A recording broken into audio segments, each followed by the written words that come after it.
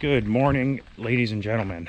So it's kind of like a shop day vlog style video. I'm out here at mom and dad's house, and that's where I keep the Commander. And we got to change out the rad again, surprise, surprise. So first thing I gotta do is clean out the old one and take painkiller out of the shop, get her out into the open where I can actually see what I'm doing, because this building doesn't have hydro. So we're going to swap out the coolant. I don't know if you can see me. We're going to swap out the coolant from the stock BRP, and then I was using the pre-stone or press-stone stuff. We're going to swap it out to engine ice. Hopefully that does a better job. So, yeah.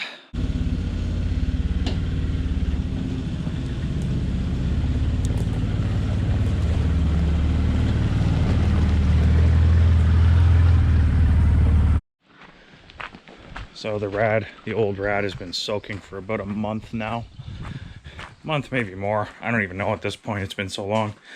And completely underwater, and it actually looks really, really good, all things considered. So once I get it out and start spraying water on it, we'll have to, I'll have to check just to see if the water is actually penetrating all the way through the fins for the most part.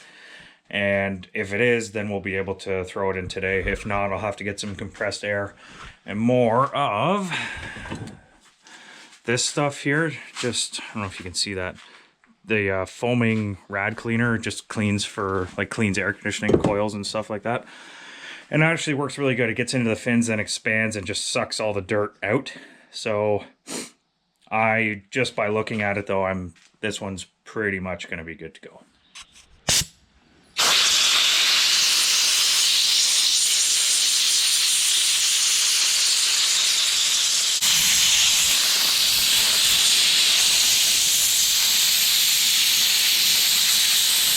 So you could probably see on my face, I don't know, I had to put glasses on because so much shit was flying out, but I'm holding the nozzle just like this to guide it on each line of fins. You can see how dirty my hand is and the nozzle too. So even though it was soaking, gravity wasn't enough for all the shit to come out. So that's why I'm using the air gun.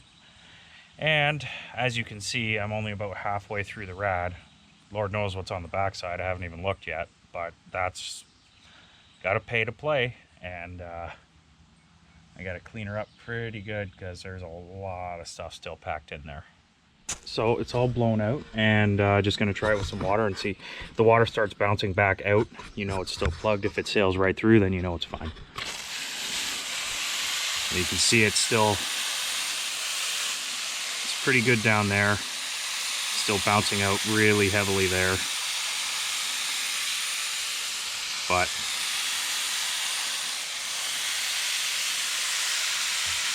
quite the pain in the ass. And we have a ride Saturday. It's Thursday, so this has to get done today.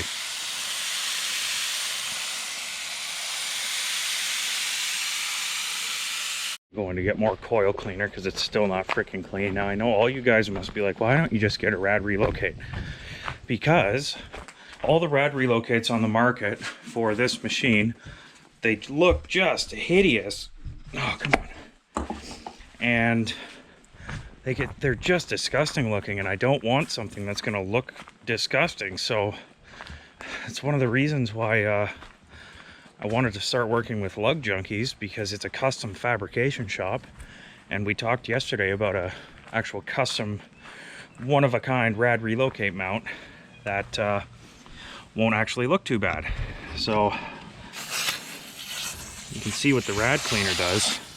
Now it just foams up like that.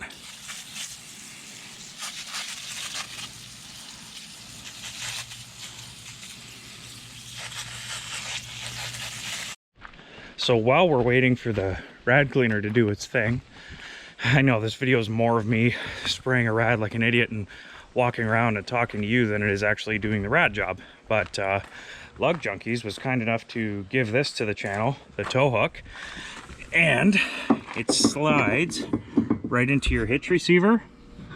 So you've got a big old sumbitch of a tow hook there. I think the hole's right there, so it sits right about like that. And so you can hook onto it, you know, with your tow strap and make it a little easier than trying to get a shackle on here. So you can just slide a sling right on top of this and get towed out. So you can see, oh, not me, you can see kind of that some dirt has been brought to the front.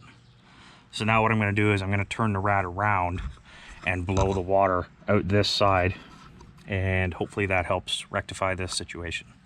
So it's as good as it's going to get, and I'll pull this one out, take a look at it. If this one's in better condition, I'll try and clean it and throw it back in, but I just don't have time to keep jerking around with these freaking rads. I may just have to bite the bullet and buy a couple new ones every year before, or get that relocate, but who knows how long that'll take to get fabricated. So tools you're going to need for this: you'll need a 10mm ratchet wrench, 10mm deep socket, flathead screwdriver, or a 5/16 nut driver, or like a socket or whatever, and a pair of needle nose never is a bad thing to have. And one thing I will say is, if you're in Canada doing this during mosquito season, kind of a pain in the ass. So the first thing you got to do is, especially now that the bigger tires are on, it's going to be more of a pain in the ass. You're going to have to, just to make your life easier, you can take the tire off, but I don't really feel like doing that, so I'm not going to, and I'm going to make my life difficult. You got to pull the fan shroud off. There's 4 fasteners on it, and then the rad itself just has 2 fasteners. So once you take those off, it's fairly straightforward. This thing does have to come out. It's actually easier if you take it out on both sides, just so you have a little bit more room in there. And yeah, so I don't have my camera girl with me today, so it's going to be not the most best camera work in terms of getting tools in there, but I'll do my best. There's one tool that I didn't mention that you really do need to work on this, especially if you have larger hands, and that tool is an ass load of patience. And that should be nice and loose. And now you can just go to work on that and let the coolant drain into the pan. Yeah. So in the world of me being wrong, it's not a 5/16 nut driver, it's a 7mm. And I said 5/16 because in construction, typically the fasteners we use on concrete are 5/16 or 1/4 inch. I looked at it, I'm like, oh, that's either 1/4 inch or 5/16, and it's not, it's metric, because metric apparently is the best. I'm Canadian and I hate metric, I can't stand it. So once you get your rad hoses off, then you can fish the rad out. Oh yeah, okay. This is exactly what I was afraid of. With the 27s, they're shorter and you can, you're able to do it, but these are just, god damn it, it's just one thing after another.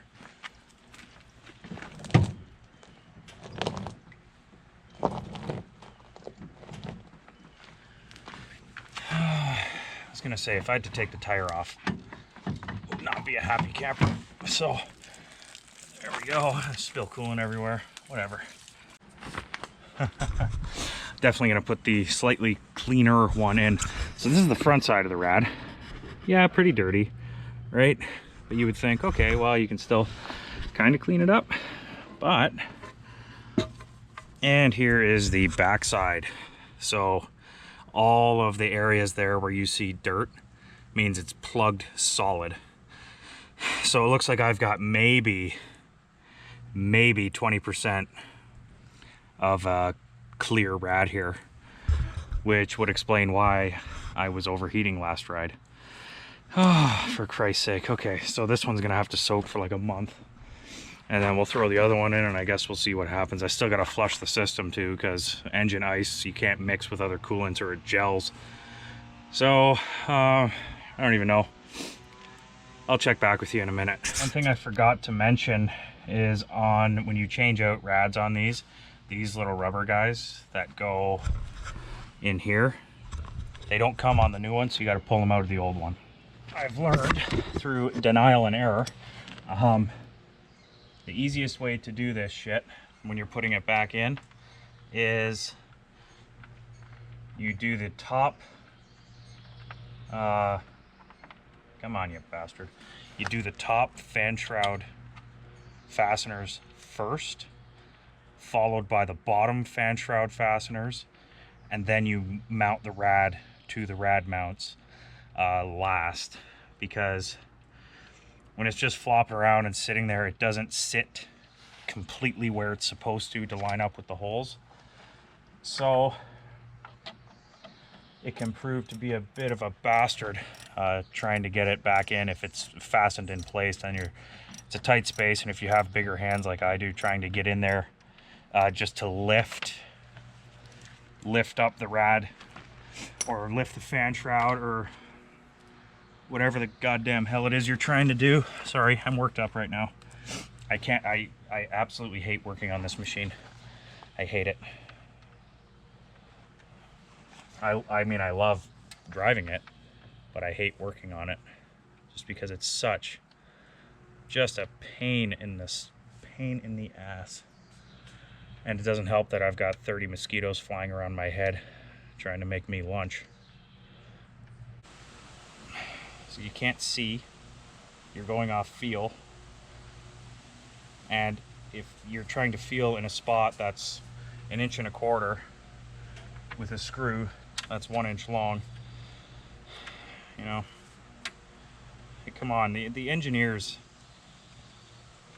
I wish, I've always said this, I think engineers should have to work on the shit they design. That way they understand the level of ridiculousness that is involved sometimes. Right here, I'll show you. Hopefully you can see. That there, that is the bottom fan shroud mount. That is about 1.25 inches and the fastener is 1 inch long. Trying to get that started is an absolute nightmare. Deep breath, calm down, okay. So, it's finally back on. Went to put the hoses back on to start flushing it. Freaking both of them. And I don't know if I have replacements. It's just, it is one thing after another. Time to go look. So thankfully, because I'm a plumber and we work with gear clamps all the time, I had 2 replacements in my tool bag. So for once, the crisis was averted.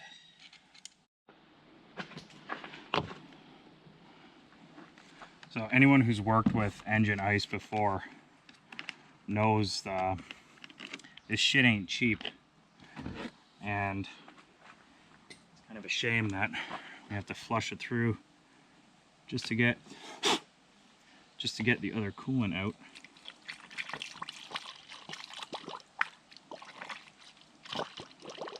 Like half a gallon, which is this little jug, is 30, oh, I think it's 32 or 34 bucks Canadian.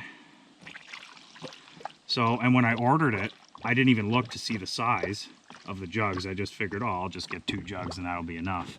But I only ordered, it ended up being a gallon, which is just shy of what you need just to fill the thing up. So it's not enough extra just to flush it through. So thanks to big shout out to Trevor at Dirty Life ATV for getting an extra gallon in for me. I think he got it in like a day after I asked for it. So huge shout out to him for saving my ass.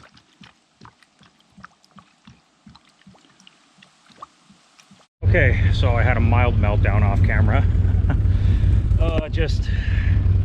I've changed the rad on this thing so many freaking times, and you would think by now I'd learn that you have to leave the cap off when you first fire it on.